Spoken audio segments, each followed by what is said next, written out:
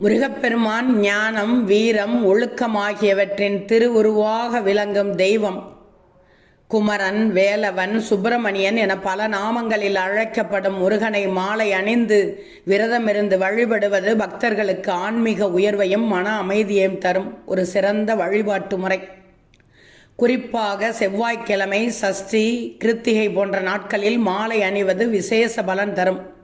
இந்த வழிபாட்டின் ஆழ்ந்த ஆன்மீக அர்த்தத்தை உணராமல் சிலர் அறியாமலேயே செய்யும் தவறுகள் வழிபாட்டின் பலனை குறைக்கக்கூடும்.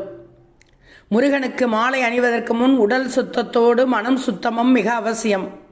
குளித்து சுத்தமான ஆடை அணிந்து இறைவனை நினைத்து மனதை அமைதிப்படுத்திய பிறகே மாலை போடணும்.